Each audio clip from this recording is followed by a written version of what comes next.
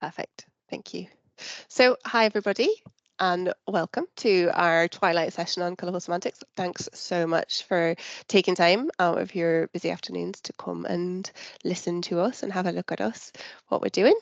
So my name's Carol Scott. I'm one of the speech therapists who works in the Language and Communication Service alongside our excellent language and communication teachers who are going to be joining us delivering this training today, Shona Turnbull and Rhian, Duncan.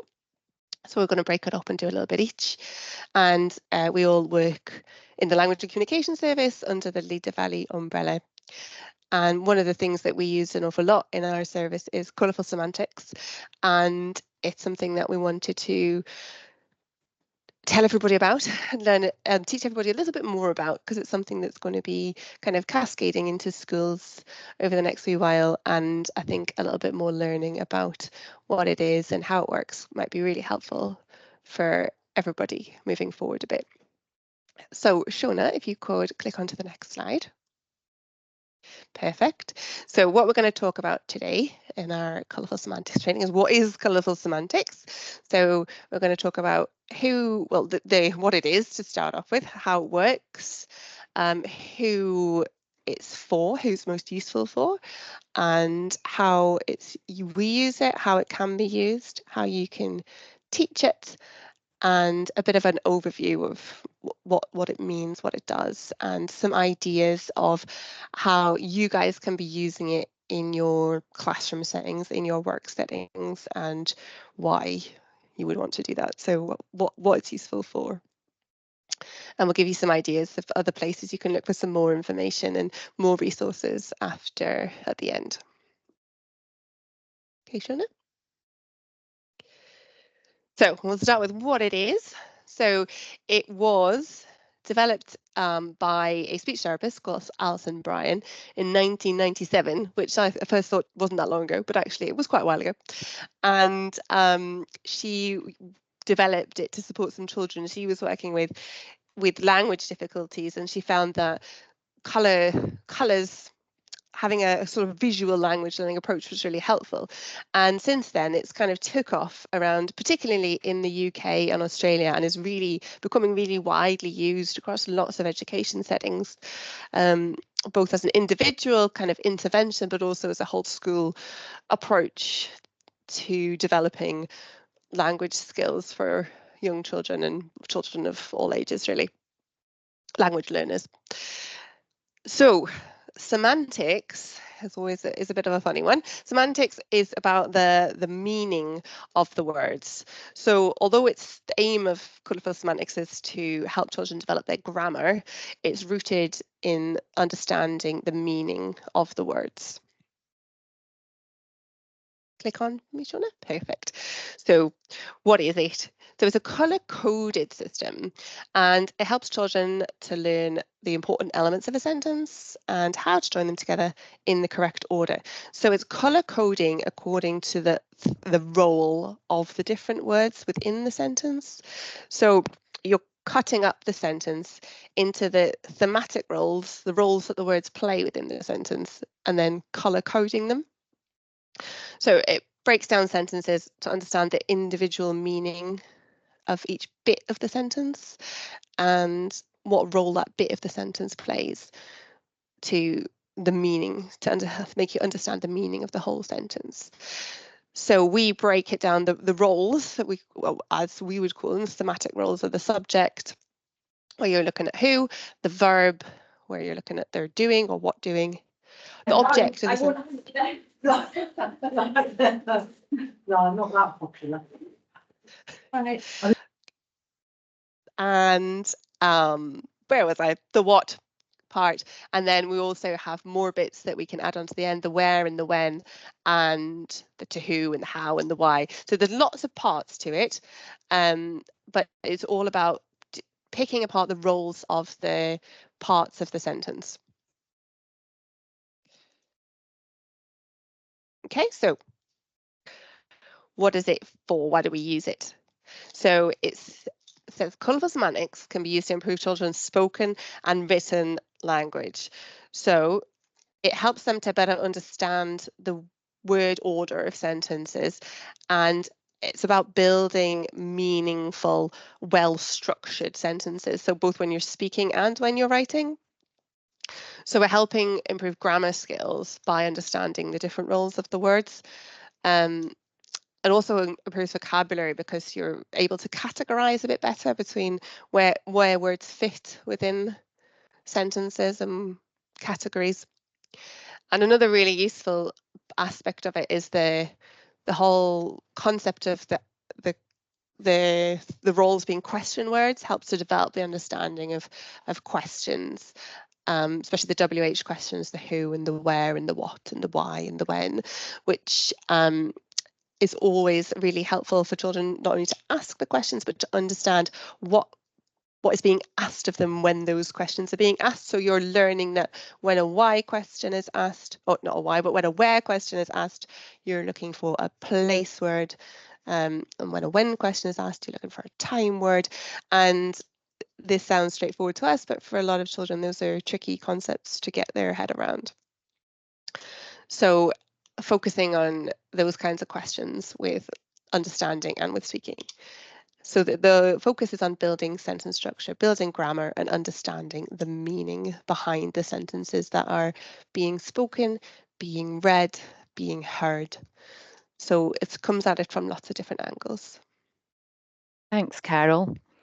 So I'm just going to show you how these just link together.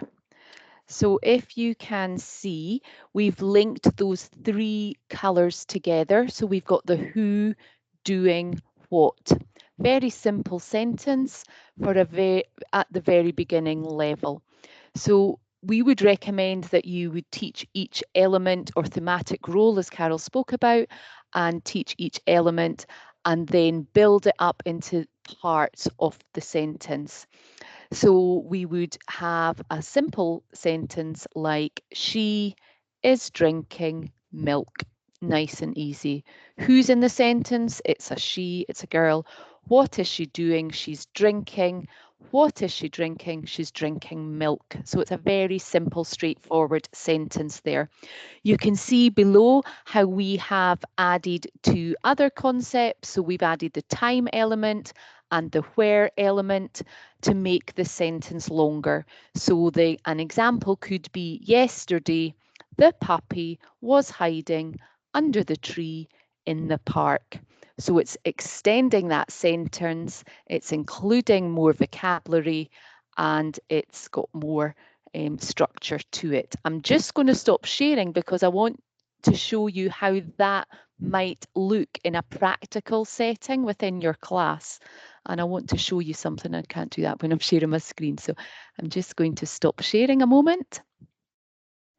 And I'm this one down here. So I just wanted to show you how that would look. So in my classroom, I would have vocabulary cards and they're color coded for each element. We're going to go into a bit more detail about this, but I just wanted it to try and help you visualize what it might look like in a practical setting. So the sentence was, she is drinking milk. So you can see that with the visuals and the vocabulary cards, the children have been able to build that up as a visual sentence strip. For more able children, they could write their sentence, she is drinking milk. For the extended sentence, this is what it might look like with the picture cards. So yesterday, the puppy was hiding under the tree in the park. So always supported by visuals as best we can. As you can see, our visuals are from Boardmaker. This one's just a wee hand-drawn version. This is a different Boardmaker symbol, and you can add the text underneath the pictures as well, but any pictures can be used to build up a bank of resources. So I've got all my little who's in a little orange tub, and so on. So that's a good little tip to have a little vocabulary pot for each of those elements of your sentence. We will cover that in more detail later, but I just wanted to help you see what that might look like.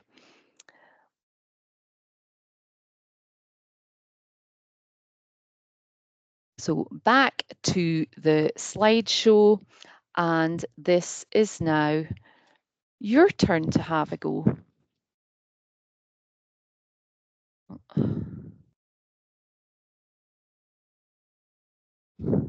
Technical hitch, screen, there we go, yeah. So this is an opportunity for you just to have a little go to help you understand these colours.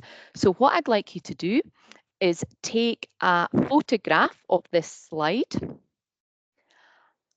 and then I would like you to mark up your photo by underlining the words in those 4 sentences for the colours for each part of the sentence. I'm going to give you a little minute or two to do that now.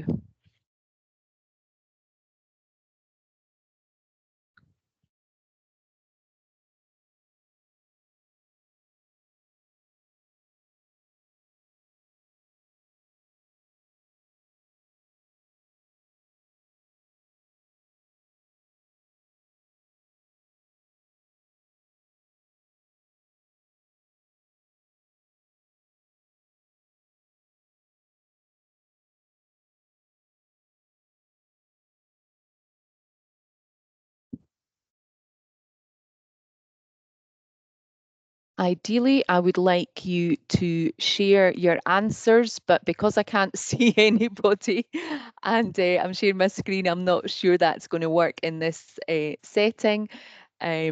Possibly if we'd been a bit more techie, you could have gone into breakout rooms and discussed it in your small groups, but hopefully you've had a wee go and got a wee flavour of an idea. But I am going to reveal the answers, so don't panic too much if you've not been able to do that. So as you can see, the man is running, very basic. There's a who's in the sentence? The man. What's he doing? He is running. Second one, they are eating lunch. So who's eating lunch? They are. What are they doing? They're eating. What are they eating? Lunch is the what. So that's a blue word in the sentence. Sentence number 3, the cat is under the table. So the cat is the who, is the verb, under the table is where the cat is. We could also have a blue in that sentence. So if you had underlined the table as a blue what, you're equally right. That would be okay as well.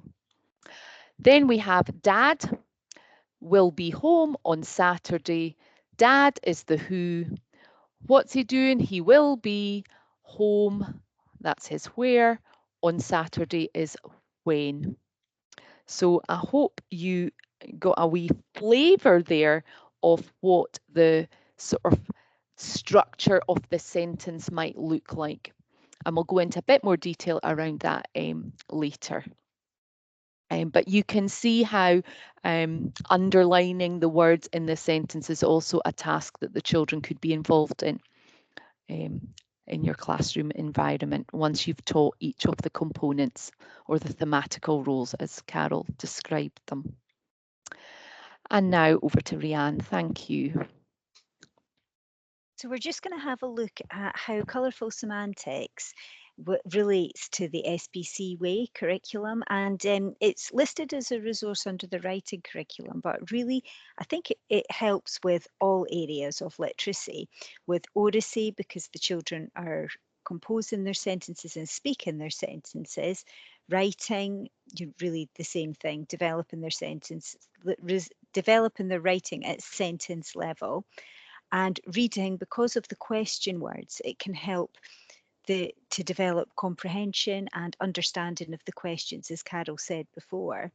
So on this slide, we've really got examples of the different areas of what it takes to be a good writer. So text generation, transcription, and the executive functions that it takes. And lots of examples of how colourful semantics can be used at every level. So from the planning and from planning through to editing, how you can use the colourful semantics, at sentence level, so ensuring that they're constructing their sentences correctly, and vocabulary development using mind maps or understanding the different roles that words play to help to give as many hooks as possible for understanding vocabulary and understanding grammar and punctuation as well by looking at the different components within a sentence. Thank you, Shona. Next slide, please.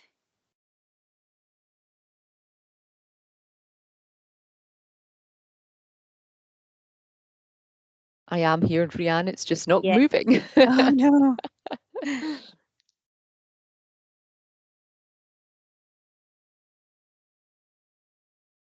Here we are, sorry. Yeah, on this next slide, we're just looking at some examples of support in writing. So this is really how the learners can use, so they've written their piece of writing, we've spoken about it, they've composed it orally using the different colours, and then once they've written it, they've gone back to it. So they've used Colourful Semantics as part of the editing process, highlighting the different parts or the different pieces of information that they can see in what they've written and making sure that they've included all of the relevant information in their writing. So how it can be used as editing really as well as for sentence construction. So next one. Oh, great, thank you. So who is Colourful Semantics for? Really, it's for everyone. You can use it for everybody in your class and you can use it at a variety of levels. Early level, it really will be essential to help learners to understand what makes a sentence and how to make a good sentence when they're speaking and when they're writing, but also into first level. And Carol's going to speak a little further into our presentation about something called shape coding, which is really more difficult grammar, the use of tense, the use of pronouns, and how that colourful semantics can be used and the shape coding can be used to support the learners at that level as well. Because it teaches at sentence and phrase level, then colourful semantics is really good because in a very visual and direct way, it supports learners who have any difficulties with language and communication. So, listed there, we've got a number of neurodiversities, but also for children with English as a second language, how it can support their understanding. We use Colourful Semantics with our whole class, but our classes are smaller, but you can use it at class level, an individual level, or, in a group level. So the next slide, please. When you're helping learners to understand the colourful semantics and what the different question words mean, when you're introducing it, you would always use the visual, always use examples. We often use games and different activities to deepen their understanding. But another thing to help, especially with the learners that we're speaking about on the last slide, anybody who has any difficulties with language and communication, then sign along is a really good way to support that and just to give them that extra hook. So I'm going to show you some of the signs. We will be, with the presentation, we will be emailing out a little list of resources, and this poster about using sign along for questions will be one of the ones that we will attach so that you can see which signs to use. So for sign along, you sort of use the box in front of you, your sign-in box. I'll just make the signs a bit higher at my face, which you wouldn't normally do, but just so that you can see me. So we've got what, where, why, how, when, who, and what doing. So when you're introducing each of the visuals, you can use the sign at the same time. Okay, I think it's back to you now, Shona. Yeah, thank you. So just as Rhian was saying there, we're going to go right back to the beginning and go into more depth about each of the components. Okay, so this is the who visual. So this little card here is the visual prompt or the cue card. And obviously the colour assigned to the who words is orange. And Rhian showed us that the who is your index finger, your working hand up at the side of your face, and the index finger makes a circle and you say who. So you're doing the action, you're asking the who, and you're showing that visual, which is orange as well. So activities that you might use to introduce this to your class or your group of pupils, I love nothing more than a game of who's in the bag. So you've got a little feely bag with lots of different characters inside. You pull out an image of one of the characters and the children have to give clues for the others to guess who's in the bag. Yesterday, I had a slideshow of characters on the smart board and the children were guessing who the characters were. It could be people, it can be animals, it can be people in their occupation, and there's also an opportunity there to use pronouns. So again, it's a good teaching tool to get those pronouns correct in there. You can begin to add adjectives very early on. So you could be introducing just the who, but maybe in your third session with the who words, you could be saying, oh, give me an adjective to describe that person. And if they've got the visuals there to help them, that's a much easier process for the children to do that.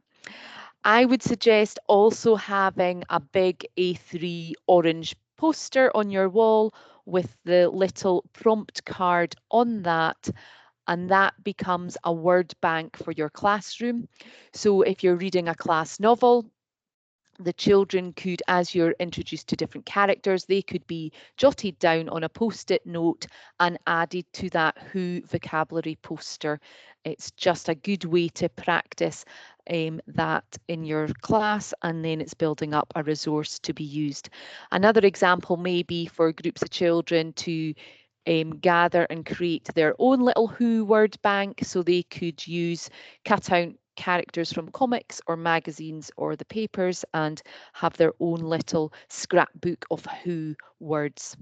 It's just nice to have that bank. They could draw them. Also, I use lots of coloured paper, so another good resource to have in your room is reams of each of these colours, and I just chop the orange paper up into small little squares, and the children can draw their own who people on that too, or animals. So who is quite straightforward.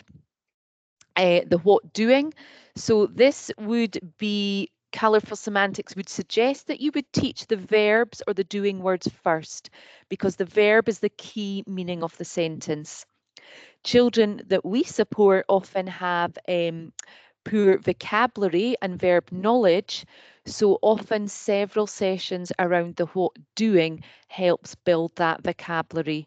And again, a wee word bank up on your wall, big piece of yellow paper with this prompt card attached.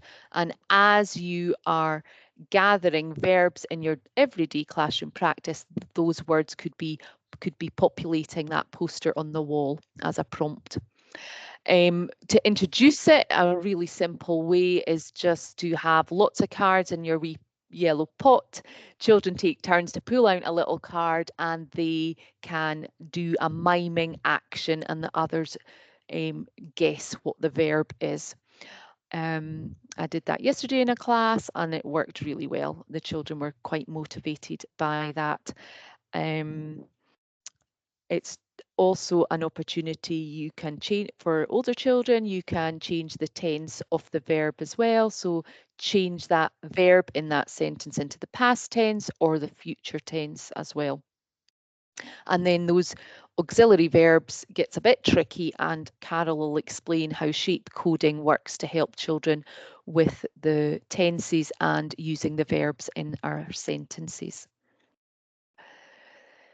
Then you can see that you would then introduce the what, the object of the sentence, or the noun. So that's generally quite quickly for the children to pick up the noun, because most children have already begun to add that to their oral sentences.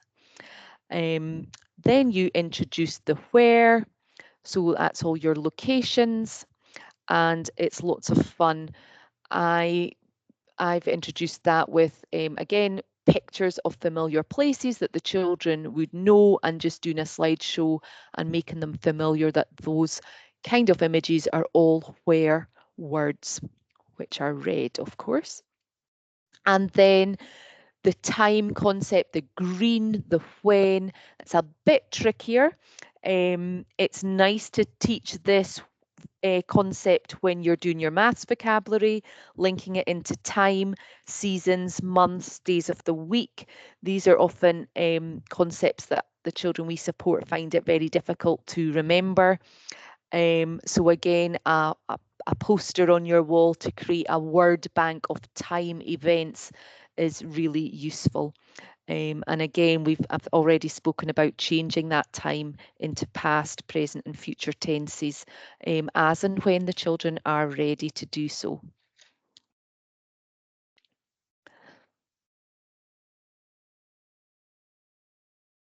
So here we've got some pictures of ways that you can introduce the concepts or further embed the concepts, really, because as Shona was saying, you start teaching each of the visuals independently and start with what they're doing and then who.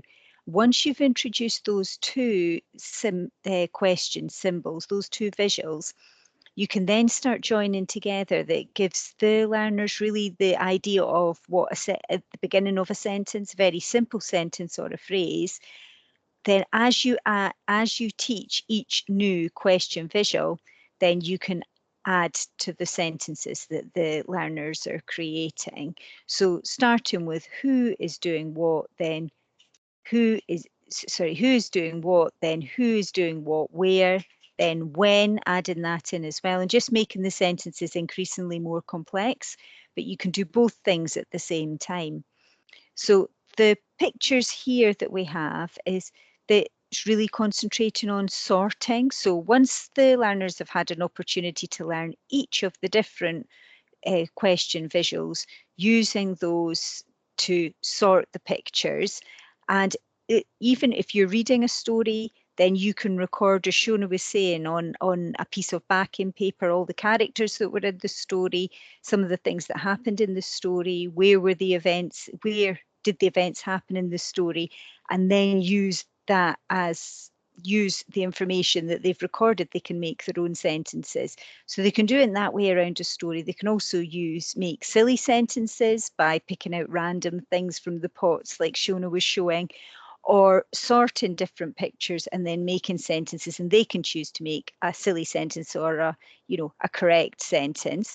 So the little girl here is using some of the Black Sheep press narrative pictures.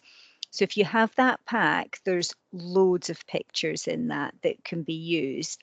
And I know you can look through the internet, find different pictures that interest children, and you can use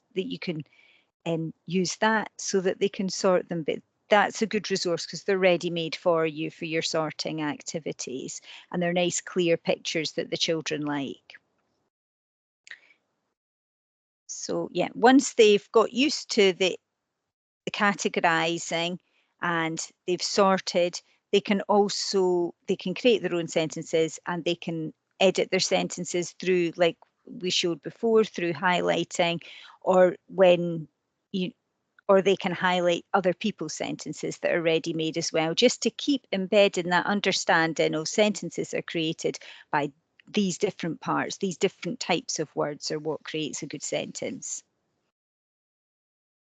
So we're going to try it out again. Now you've been introduced to more parts of a sentence, more of the colourful semantic prompts. Then we've got some more sentences for you to highlight. So if you photograph it and then annotate your pictures on your iPad and have a look at what parts of the sentence you think are included here, using the orange for who, the yellow for what you're doing, the blue for what, the red for where, and the green for when.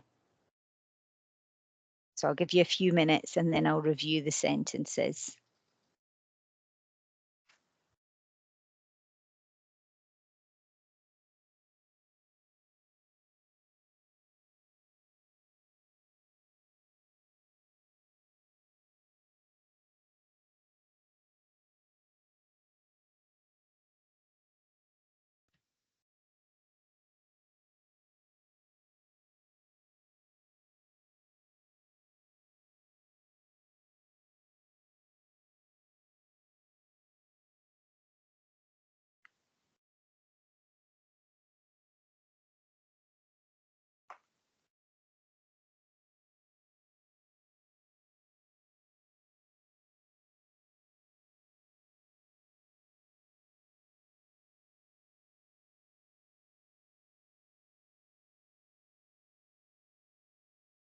So when we do the training in real life, this is a good time where that generates a lot of discussion actually. When you start to have a look at the sentences and really break them down, you can see there's some words that in the context of the sentence can be more than one colour. So I'll show you the answers and we can just have a chat, but feel free to jump in, anybody, you know, don't feel like you've got to stay muted. Feel free to jump in and join in and question anything. So we've got the girl in orange because that's who is running. That's what she's doing. And then we've got to the park. Now that's in red, but park could also be blue as well. And the next sentence, the apple is the who of that sentence, although it could be blue as well because it's what, isn't it? But it is the subject of that sentence. Is the yellow because that's what it's doing in the bowl. So we've got that all as red, but bowl could be blue as well. Because, you know, it's an object too, isn't it? As well as, but it is also the where of the sentence. And your phone is the object. Your is the who, it belongs to you. Phone, we've got it as orange there, but it could be blue as well because it's the object, but it's the object of the sentence, but it's also an object. So your phone can be orange, but it could also, the phone could be blue. Is ringing, which would be yellow, since that's the doing of the sentence. And on Saturday, so obviously the when, I is a pronoun, so that's the who of the sentence. I'm going swimming, so that would be what you're doing, going swimming. Does anyone have any comments, or Carol, do you want to chip in with any of that? Because I feel like there's lots of different options and it always makes a lot of conversation when you do when we do it in real life. I think it's just good to say as well that this, you know, it's for conversation in the classroom as well. So when kids are doing it, it's not right or wrong. If they're saying like the something's a what when it could be a where, you know, because often where is also a what. The park is a what, Yeah. you know, the bowl is a what. It's just about having those conversations with them, and it develops an interest in, you know, categories and locations and. Yeah, and especially for children who find it difficult to be understood, if they know how to make those links, that's a real help for them, isn't it? In repairing a conversation, because they can explain things in different ways if they're understanding the links better. So the next one, Shona, please. So adjectives are a great way for the learners to make their sentences more interesting, and it is actually part of shape coding, which Carol will speak about more, which is a part of teaching grammar and adding more complexity to sentences. But I do find, although some of the other parts of shape coding can be quite difficult for, you know, to be understood, but with the cloud words, it's, you know, an easy way for children to start to understand describing words and start to understand how they can make their sentences more interesting. So I'll show you some practical ideas on the next slide. Using a sensory walk, so any kind of activity, and then the learners use their senses to come up with a list of what could they see, what could they hear, and using lots and lots of describing words to generate lots of discussion and coming up with as many different words and phrases and descriptions as possible. Now, I find it's always a really popular activity, but it's also really vocabulary rich activity as well. And you could do that. This is just using a bath bomb, but you can do this sort of activity, this sort of exploring words and generating lots of describing words. You could do that with tasting activities, with in the outdoors, even within your classroom, with lots and lots of different things. They can explore it with their senses and come up with lots of describing words. And then Once they've generated sort of a wealth of words, then they can make themselves or the class a word bank. And that word bank can be used to improve their sentences in lots of other times as well. So they can use the same word bank if they're looking for some interesting words to improve their sentence, to make it more creative, to give it a little bit of wow. You know, they can go back to their cloud words and their bank of words. So it's just about doing those kind of activities on a regular basis and generating the words, because it's good for their vocabulary, but it's also good to reflect on and to improve their sentences. Thanks, Rhian. So just like Rhian was saying, we were improving our sentences with more and adding more complexity. The how concept would also be when the child is ready to do that. So I wouldn't worry too much about these ones at the early level or the simple sentence stage, but certainly those children who are ready, the how is a good way for them to be considering more around the quantity, the description, using when you're doing procedural writing or writing a sequence, how you do something, and the content of something. So how happy were you? I was very excited. So it's quite a complex concept, but it's certainly there as a wee tool when the child is ready to extend their sentences a bit further. Also the to who. So this, again, if you're using verbs like to give or to show or to pass, it's important to add that extra information and include the to who. So the boy gave the crisps to his brother. The speaker passed the microphone to the boy. I sent an email to my mum. So again, it just helps that understanding of how complex a sentence can be, and the pink is the to who. I must say I don't use this an awful lot in the early level with the early level learners, but certainly it's really important to know this as well. This one is very useful. I really love the why. Often the children that I'm working with, sort of P5, 6 level, will give me a very short sentence, and we can extend their thinking and understanding as well as their written content by adding a because. It can be used, sneaked in all different learning opportunities, and I just have that little why card ready, and the children know that I like to sneak that in, and they, oh no, she's going to ask why, and they've got to extend their learning, their understanding. It's really, really good.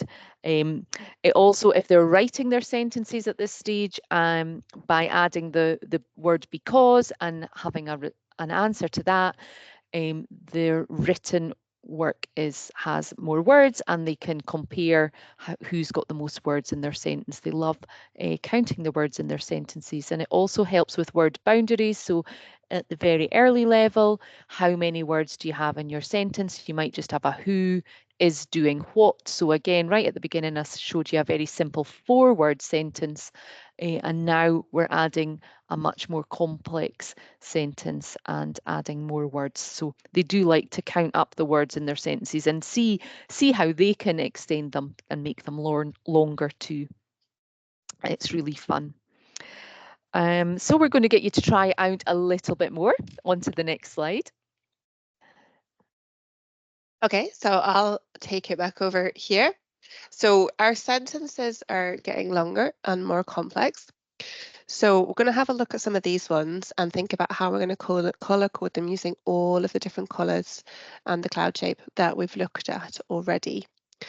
So remember here that I think we've talked a lot about the different types of words, and I think it's important to remember that here we're looking at the roles of the words within the sentence. So because we're looking at the roles rather than the types of words, some of our types of words are going to fit into different roles. So the verbs won't always be the doing. They might be fitting under the something else within the sentence. So have a little look at some of these and have a think about what colours or what it might look like. It's getting a bit trickier to mark it up on your phone because the sentences are a bit longer. But I'll give you a couple of minutes and then we'll go on to the next slide and have a little look at the answers and have a bit of a chat about why some of them are the colours that they are.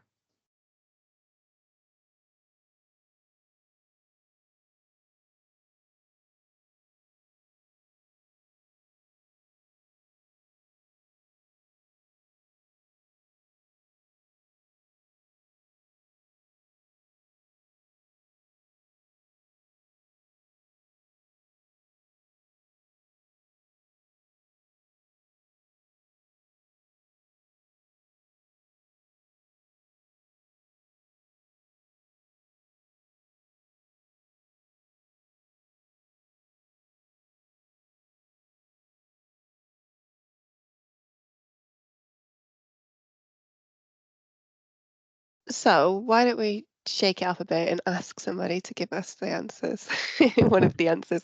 Would anybody like to volunteer to tell us? You don't have to, but if you would like to and you feel proud that you've done it and you think you might know the answer, who wants to put their hand up and tell us what colours they would categorize the very first sentence as? You can, I just meant put your hand up as in the classroom. You don't actually have to Teams put your hand up. You can just come on and start talking.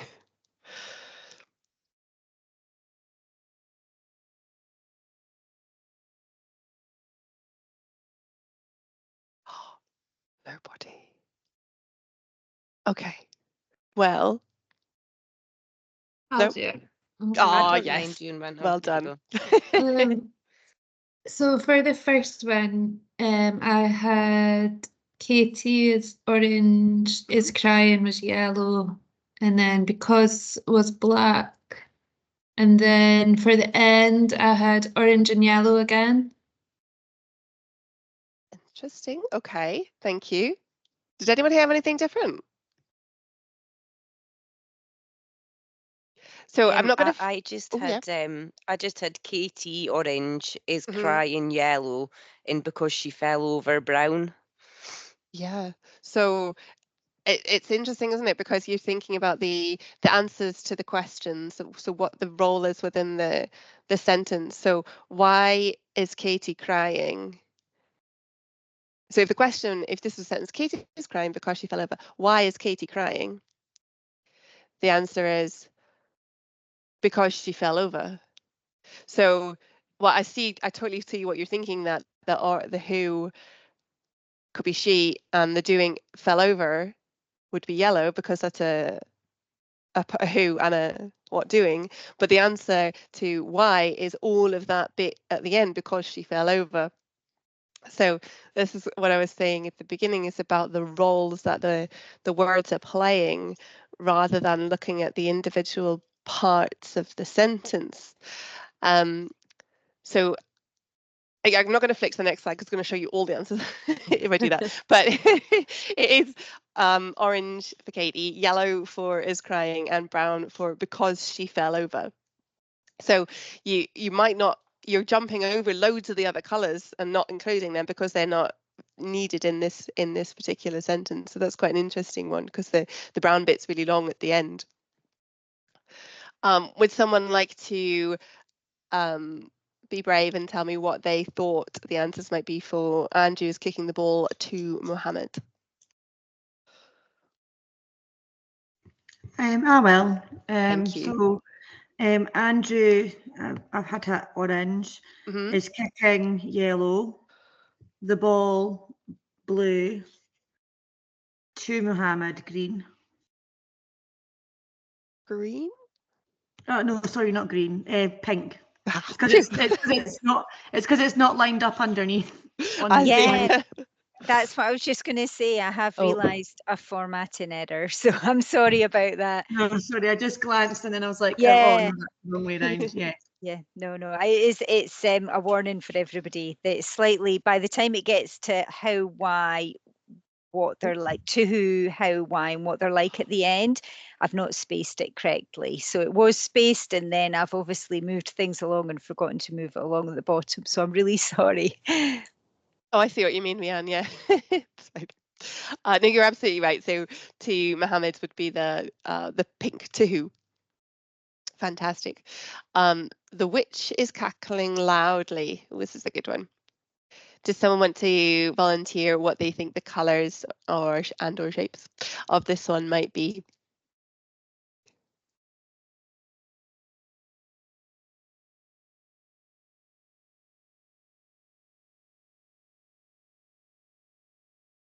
I don't mind volunteering, but I was actually a bit stuck on this one. Okay, So good. I put, All the better for volunteering for it, because then we can have a discussion about it. I put Go the on then. witch orange is cackling yellow, but then loudly I wasn't sure about, and I put blue, and I don't know if that's right. Do you know, I can't actually remember because I what colour it is on the next slide. So it's a good discussion point, because then you can go back with the questions and say, well, what answers the question with loudly? So which question, have I phrased that right? Which question is answered with the word loudly? Because it's not what, it's not where or when. Purple, would it be the how? I think it would probably be how. Yeah. Let me check on the slide too. I've got to open it. Yeah, I think it would be purple, because how was the witch cackling? She was cackling loudly. So absolutely, yeah, good thinking there. What about the van is going to Kelso to deliver the parcels? Who wants to? It's okay if it was tricky. It's okay if it was easy.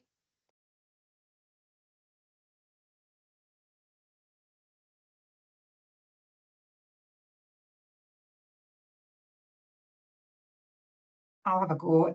Yeah, thanks. The van would be the what, so orange is going, yellow, red to Kelso, and then doing to deliver, so yellow again, and then to deliver what parcels would be blue, I think. Okay. So I can totally see your logic again, but with a sentence, there's only, because it's roles, there's only one of each colour in each sentence, because the role can't have two different colours. So with that in mind, so each sentence can only have one part where it's each colour, one role with each colour. So which question would be asked, which would be answered by the end of the sentence to deliver the parcels? Why? Yeah, so why is the van going to Kelso? To deliver the parcels. So with it in mind that each sentence can only have one bit of each colour, so it's not one word, it's one like chunk with each colour in, it would be to deliver the parcels would all be brown. Thank you so much for contributing. It's a really good discussion point. It's a really good point that I wouldn't have thought of if you weren't volunteering your answers, that you could only have one of each colour. So let's do the last one. Who wants to tell me about the last one? And Riley.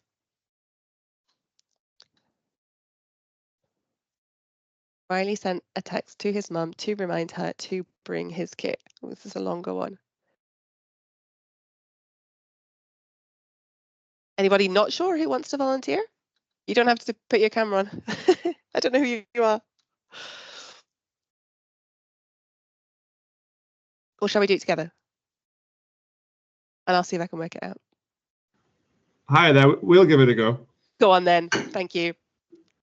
So is it orange, yellow, blue? Well, hang on, so right, which bit's orange? Just Riley. Riley is orange. Yeah. Sent a text, so we sent yellow. Mm-hmm. A blue text. Yep. To who is mum, so green, and then purple again to remind her to bring his kit. Yeah. You meant pink for to who? Yeah, Pink, but yeah, this is sorry. the complicated. I knew what you meant. Sorry, yeah, pink and then purple. Not purple, brown. I knew you meant that too. You said that the first time. Absolutely, yeah. So, Shona, if you can click on to the next slide, we'll have a look at what we suggested for the answers. To remind her to bring his kit. So it feels counterintuitive sometimes to be for big chunks of it to all be one colour. Because it feels like at the beginning we're chopping it up into small pieces with our who and doing and what, you know, subject, verb, object, and then, but we're not really it's not really subject, verb, object, it's agent, verb, theme, location, so it's the roles within the sentence. So that's why to remind her to bring his kit is all one thing and Riley is just one thing as well. So that just takes a little bit of getting used to. And the why part is one of the last ones that we tend to cover and do because it's a little bit trickier for children to get their heads around. Thank you so much for contributing, guys. That was actually a really useful discussion rather than me just telling you all the answers and you thinking, oh, but why is it like that? Because you're right, you know, if you were breaking it up into verbs, there are more verbs, but it's not about just finding the verbs, it's about the action within the sentence, and which bit is the action between the agent, the person, the thing at the beginning, and the theme, the thing that they're doing it to. So it's a really, really helpful discussion. So thank you. Shona, can you pop the next slide on, please? So we've kind of chatted about this already, but we'll just cover it quickly again, that it's recommended to start with the doing, the verbs, and then introduce the who, and then the who doing what. But it's not hard and fast. It's just that's the recommended. To get the concept across, sometimes it's useful to do two at the same time. And then, you know, you can have your displays of different colours and be building your vocabulary at the same time. But this is kind of the recommended order. And then putting in the where, then the cloud words, and then the when.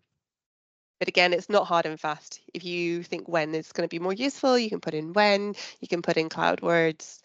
It's just that it's recommended, and then but definitely do one of those first before you get to how and why and to whom, because they are trickier concepts. So do all of these ones first before you get to the end ones, and that's a basic outline of how you would, the order of which you would teach it. So if we can go on to the next one. Oh, we're missing some pictures here. There they are. Okay, so Rhian and Shona have mentioned a couple of times shape coding. So I just want to say a couple of things about shape coding, because I don't want you to worry that we're trying to teach you two different things at the same time here. Shape coding is a completely separate intervention from Colourful Semantics, which it has been developed and copyrighted, and is a total training package for children with language disorders. And it breaks up all the grammatical parts of the sentence. In the way, so we've just seen how Colourful Semantics breaks it into roles so that it can be big chunks of text within one role. But shape coding is an intervention for children who find grammar really, really hard, and they need it chopped up into much smaller pieces. So what we're recommending here is it's not that you do shape coding, but we have taken little bits from shape coding that might be useful to enhance the use of Colourful Semantics. One of those things is the cloud words. So cloud words aren't generally in Colourful Semantics, but we think that they're really helpful. And that's why they're in a shape instead of a colour, because we like to build vocabulary using those words. Otherwise, they would sit within one of the colours of whatever they are describing, which they still can, because that's why it uses shapes instead of colours, so that they can sit within each other. If you sat colours within each other, it would be a rainbow. But the shapes can sit inside the colours. So you could have the big dog be the who, and you could still have the cloud sitting over the big. So you can embed them within each other. And then if you just put them all in, Shona, just now, I'll just say about them. So within shape coding, it uses different shapes for different parts of speech, all the syntactic parts of speech. So for some children who really miss out those little words, putting some shapes in can be a useful supplement for them. So it's not going to be something that everybody's going to need. But for some children in your classrooms who have language difficulties, these little words are going to get missed out in their talking or in their writing, and then it can be useful to highlight those little words using a shape. So they're still within the colour, but the shape really brings it out for them that remember that we need to include these words. So these include the determiners like and that and those, which are put within a rectangle. They include the semicircles, the prepositions, sorry, which are sat within semicircles, and the auxiliary verbs, which we sit within diamonds. So you can see on this slide as well that there's colours and lines underneath the words. So that's part of shape coding, because shape coding also tells you whether it's a plural. So you can see that if there's one line, it's singular, and if there's two lines, it's plural. And it also tells you the tense. So you see the arrows going down for is in the middle because that's the present tense, and it's at the beginning when it's the past tense. So there's a lot in shape coding, but you don't have to get really bogged down with it. You can just use the shapes. If your child is really struggling with their grammar and you really feel like they need a lot more support, then you can call speech therapy and we can talk a bit more about shape coding and whether that's a useful intervention for them, or talk a bit more about what the shapes are. But these are the general shapes that we use for the little words that children tend to get stuck on commonly when they're missing out words in their spoken or their written languages. So cloud words are the most common, not to be missed out, but to be used, to be worked on. Determiners and rectangles, prepositions and semicircles, and auxiliary verbs, the little verbs that don't denote an action, are in diamonds. Has anybody got any questions about that bit of it at the minute? Or maybe you want to process it for a minute and ask me any questions at the end? Not yet. Shona, can you jump on to the next one? Oh yeah, so this was a good one to put in. I thought a quick mention about colourful semantics. So I said that shape coding is a copyrighted intervention, like a standardized intervention. Colourful semantics isn't. So it's open to interpretation, and it has changed a little bit over time. And unfortunately, in different places, different colours are used for our colourful semantics. So within Scotland, we have decided that the colours that we've talked about today are the colours that is going to be used across Scotland. But if you pick up a different resource, like unfortunately the Black Sheep Narrative Pack, they use slightly different. Oh no, that is the same actually, isn't it? It just doesn't include all of the parts of speech. Their Okay, so- visuals are just slightly different, Carol. They're the same colour as the Black Sheep Press, but their visuals, symbols, the images on this prompt cards are just slightly different. Okay, Yeah. that's interesting. But one thing I will mention that I was looking at yesterday is that if you go on Twinkle, they are not using the same colourful semantics colours as we are using across Scotland. So don't get your colourful semantics resources off Twinkle. I can't remember which one it is, but it's I think it's different. the where and the what and the when, maybe, or the where. It's a few. There's It's just a couple two. of them. Yeah, There's two, I think, that are different. So Yeah, you're I okay think for the who. they're using the colours, the original colourful semantic colours, which are the ones which are used more generally across England, aren't they? Whereas we've got the Scottish colours. So you can print things off in black and white and then colour it in yourself or get the children to colour it in. But it's just something to be aware of, isn't it? Especially if you start to use the visuals that we'll be providing a resource pack with this training.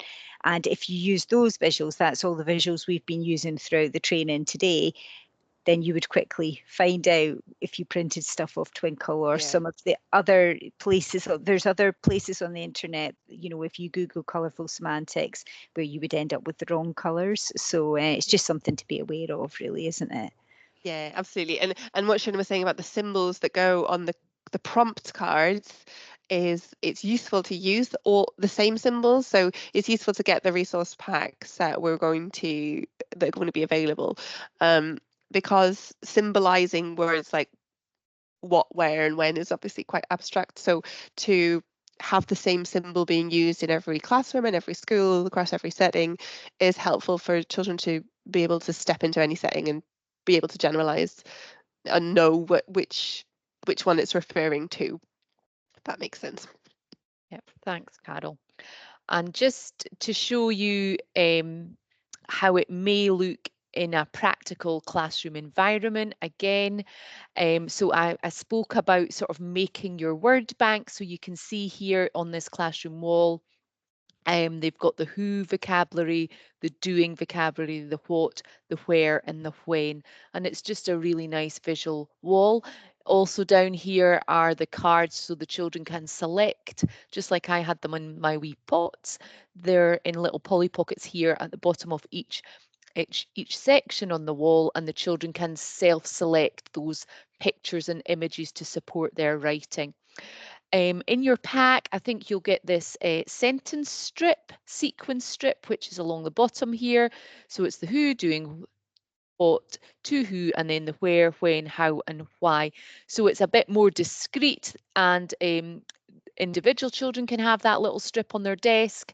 It can be up on the classroom wall, but I often have individual ones for the children to be using. So it can look like that in a visual strip. There's no reason that you can't adapt and change if you're using the same colors and the same symbols. By all means, you know, you can muck around it and sort your own little resources that suit you. I also like these grids, I call them, or planners. So again, we've just made those in Word, and this was a smartboard activity. So the children were generating the who words, the doing words, the what, and the where, and then we were adding in the adjectives, and then you can see the shape codings in there for the tenses and the adjectives. There enormously, there is an adjective in there. So it's just another way of how it can be used within your classroom. It's so versatile. There's no right or wrong way. It's just you'll find your own way that suits you for your children. But we just want you to use the right colours and the right visuals. That's the most important thing.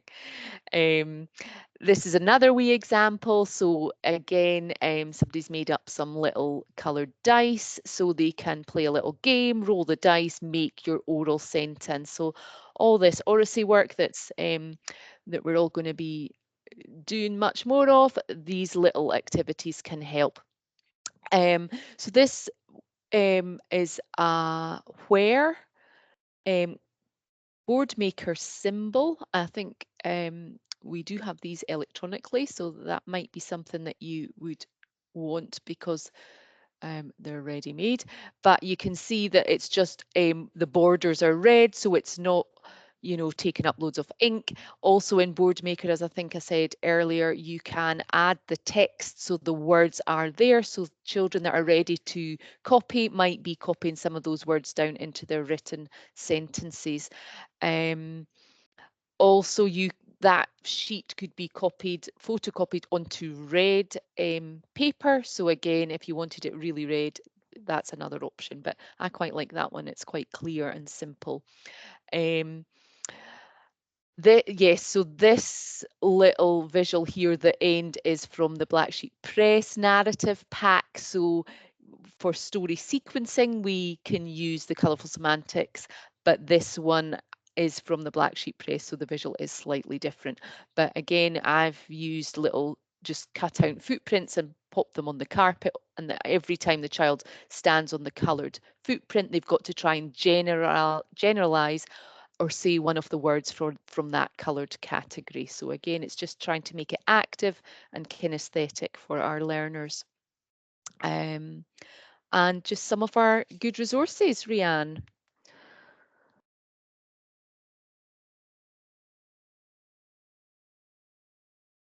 So yes, some key resources, and these two books, so the Colourful Semantics, a practical resource, and the Colourful Semantics, the Fourth Valley book, are both really, really practical, with lots and lots of examples, lots of resources and things that you can use.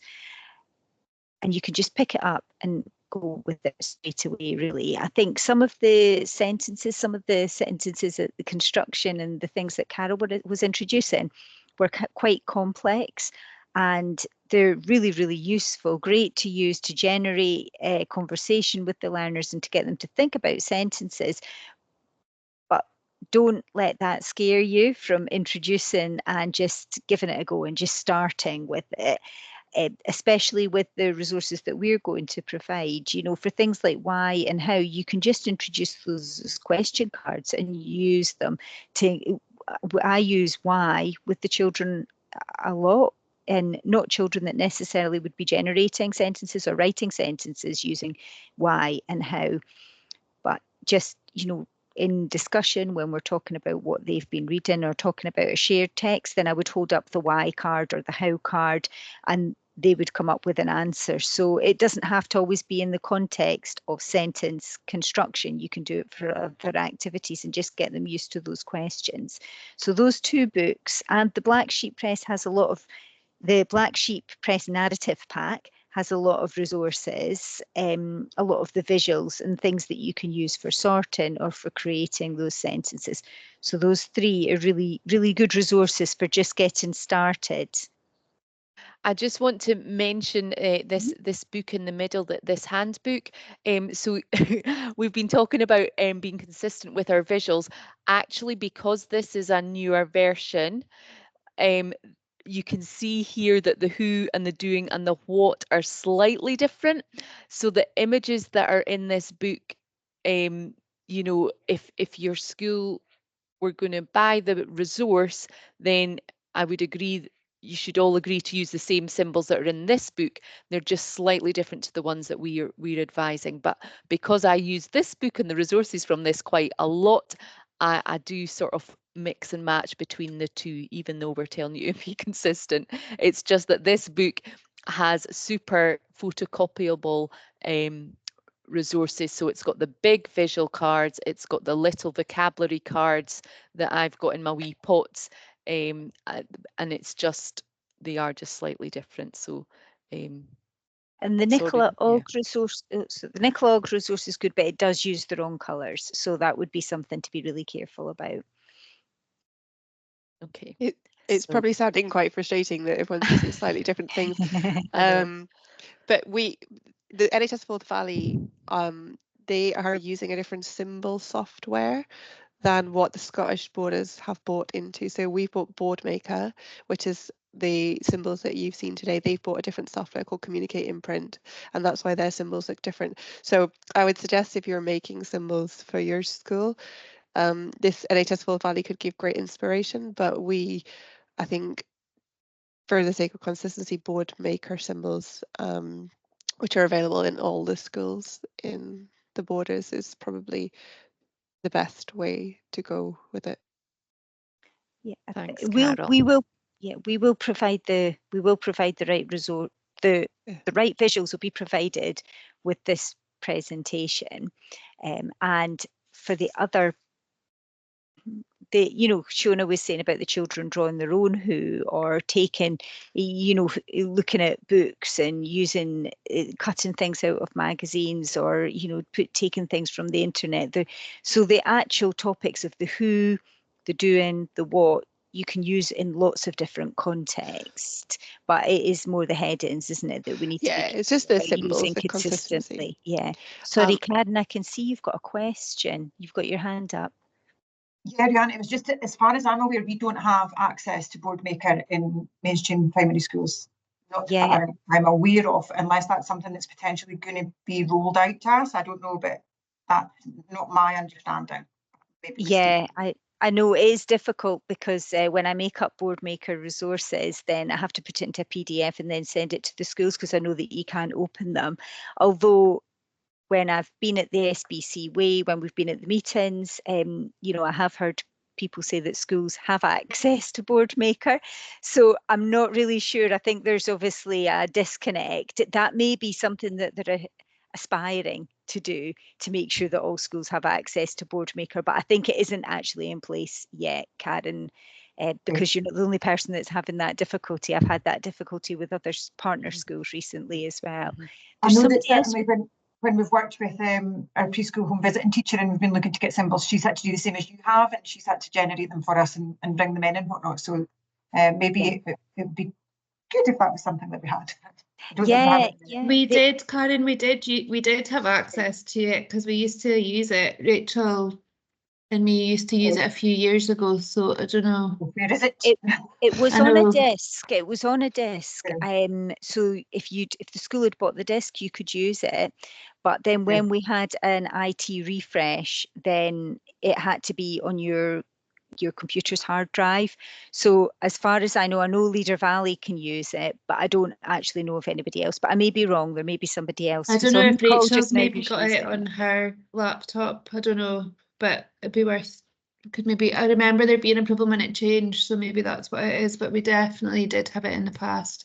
They did say the Inspire team said they were looking into having it as an app so that everybody could access it. So that would be great, Yeah, so but I suppose that's cost dependent. It has an online version, and speaking as someone who doesn't work within SBC, what we've been told is that SBC, people working within SBC, each school will have a login to be able to access the online version of Boardmaker, which obviously means you don't have to have disks and things programmed onto hard drives. So it might be worth contacting whoever's higher up and asking about Boardmaker logins, because we've been told every school should have a login. Possibly through the support for learning teacher. That is what we have at Leader Valley, you know, just the login to the online version. Yeah. And if you do get the login, I think it's really worth doing the training because it's quite complicated. It doesn't operate the way they used to when you had the disc. So I suppose that's something separate, especially for head teachers, or, you know, if you're a teacher here on the call who's interested in using Boardmaker, then speak to your head teacher and try and find out where they are with that. I think it has been mentioned a lot recently, and it's something they're looking into, but it's an expensive resource and it is very copyrighted and very protected. So I'm not sure where they are with the rollout of it. Yeah. Just going back to these Colourful Semantics visuals, just to signpost you to SBC Way and the literacy curriculum. And on the Padlet, if you go into the writing section and in the additional information, and you click down, scroll down that right-hand side, there is a section on Colourful Semantics, and the visuals that we are recommending and going to send to you are actually there, and you can access them from there too. We're hoping that a similar presentation, maybe this one, I don't know, we'll need to edit it maybe this one, but we're hoping to put some training videos on there as well, so you can go back and look over it again, because it's been an awful lot of information for you to absorb tonight. So on that note, I think we are We've finished. got our references, Shona, and I just had sorry. Yeah, it's okay. So we have our references. There's a lot of research references there. So if anybody's interested in looking into how successful Colourful Semantics has been with supporting children, just really with that direct teaching for children with language and communication difficulties, really helping them at sentence level. So there's a lot of research there, and we've also got some of the text that we showed on the previous page as well, which are referenced. So there is the sign-in sheet, which is on the chat. So if everybody can open the chat and make sure that you have signed in. And the other thing is the feedback sheet is also on the chat as well, which would be really helpful for us if you could fill that in. We do have a short video now, a 4-minute video, which really shows how to use the colourful semantics for building up sentences, and it's Shona's video. It's a really good example. So you hopefully everybody will be able to watch that, and we could take any questions after that. But thank you very much for joining us. And if you do listen very carefully, you may be able to spot my not deliberate mistake in my little video. So a sweetie for the person that does notice my mistake. It was not intentional. And you can maybe just fill out the evaluation as the video is playing. That would be really helpful. Thank you very much. Sorry, I just noticed this. There is a sign-in form rather than using the chat. And I think Caroline's just put the sign-in form up now. So if you could click on that rather than, I'd meant the form is in the chat. So it's bad describing from me, sorry. On you go, Shona. Right.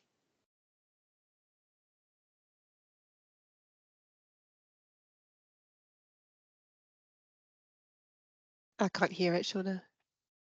Okay. Are you sharing your sound? I think you might need to unshare your screen and then go back and share your screen and then put the sound sharing on as well at the same time. That's exactly right, Rhian. Thank you.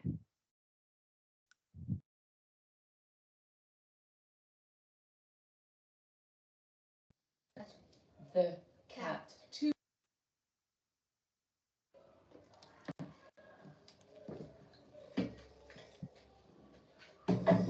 Hello, Blasi. Can you hear it this time? We're going to use colourful semantics. Can you make it bigger, to make a Shona? story today. Okay. So can you remember, what does the yellow colour tell us? Remember the people? Yeah, it's the people. It's who is in our story. Okay. Can you choose who's going to be in your story? Who's going to be in your story, Blasi? The cat. The cat. 2 words. The cat. Well done. Okay, that's who's in your story. What does the yellow colour tell us? Running. Yeah, it's the doing words. What's your cat going to be doing in your story, Blasi?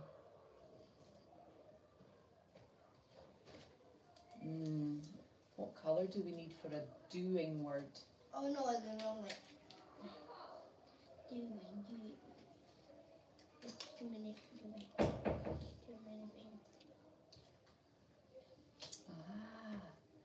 What's your cat doing, Blasi? Climbing. Good. Let's put those 3 words together. The cat climbing. Oh, I think we need a little word in here. The cat is climbing.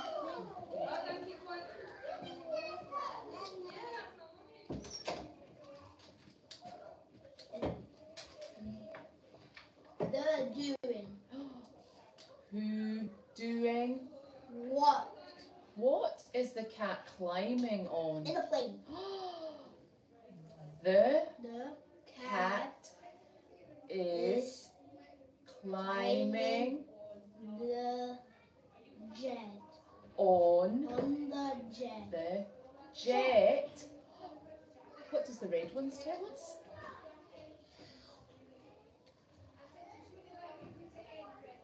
Where? In the castle? In the castle. Is the jet in the castle? Yeah, it's a funny story. In the back jet. Ah, behind the castle. Behind the castle. Back. Okay, so let's say our story now, Blasi. The cat is climbing on the jet. behind The castle. Fantastic. Blasi, we're going to add a green one. The green one tells us What the time? the time. When did this happen, Blasi? When did it happen? In Christmas. At Christmas. At Christmas time. At Christmas time? Do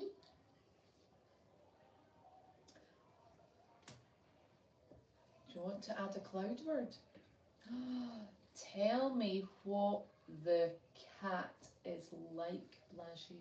It likes to go climbing.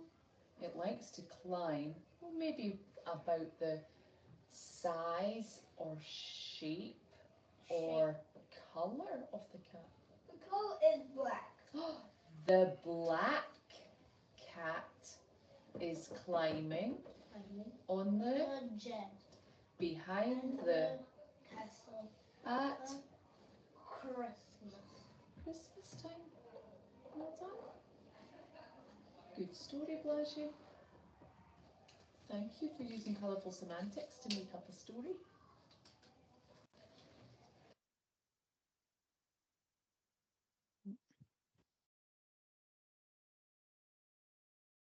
Now that pupil was actually able to then use his iPad to speak his sentence into his iPad, and he had a go at typing that as well. And then in another session, he was able to colour code the words in the sentence. Now I know that was ideal situation because it was one-to-one. It was me by myself in a quiet environment with one pupil, but it was just to give you an example of how, you know, he's fairly familiar with that process, as you could tell, but it was how you can build it up over time. And if he can say it, then there's a good chance he's able to write it, because if we can't get our children, if they can't say and speak a sentence, they're never going to be able to write it. So that was just a wee clip to show you how it could look like. Thank you. We have kept you just past 5 o'clock, so I do want to thank you all very much for listening to us all. Please do get back to Carol, Rhian, or myself if you have any further questions. We are aware that was a lot of information. I think the slides are going to be shared, Rhian, is that right?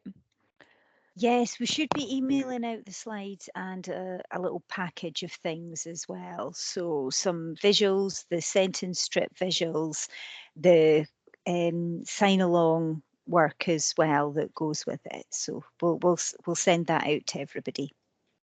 Well, I had until 5:15 in my diary, so if anyone wants to squeeze in a wee question, then we do technically have a little bit of time, but if you want to go and get started on tea, then you can do. So if anyone's got anything burning that they would like to ask or clarify just now, then you can do. Does anyone think of anything?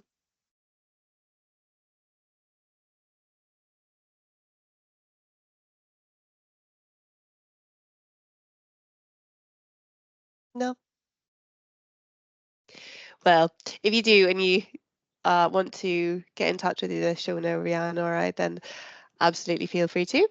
And yeah, Rhian's going to send out the information pack. Is that what's happening, Rhian? Are you going to send out the information pack? Yeah, no, Everyone will receive an information pack. Yes, I'll need to speak to Caroline, I think, and ask for some Information help packs with will that. be available. Yeah, but we will send out the information packs and the slides so that you've got the information to look back on. I can put my chat in, I can put my email in the chat if you think of anything else as well, any questions that you would like. And our information should be, just checking, our information, we should have our emails. Actually, I'll put our emails onto the PowerPoint presentation that I send out. We'll do that instead so that you've got that to refer to if you have any more questions. Because the thing is, once you actually start with it, once you make your questions, your question words, and you start using it, then I think that's when you start to have more questions. Like certainly for me, it's when you start using it, you think, how can I develop that further? Or, you know, what can I do? But the key thing is it's really flexible. You can't really go wrong with it. And, you know, just make sure you cut up the visual, laminate and cut up the visuals that we're going to send to you and just get started and see how you get on. So, but thank you. I know it's really difficult at the end of the day. You can't be bothered to stay later, and you've always got to have a learning session. You've always got so much to do. Everybody's so busy. So we really, really appreciate your time. Thank you. Yeah, thank you. I was just going to say, Rhian, if everybody that would like a pack can make sure they definitely complete the sign-in form, because we'll use that to send the information out to them. Right. Okay, Thank you. thank you. That makes sense. Thank you, Caroline. Okay, well, thank you, everybody. Thank you guys so much. Bye. Bye. Very much. Bye. Thanks. Bye-bye.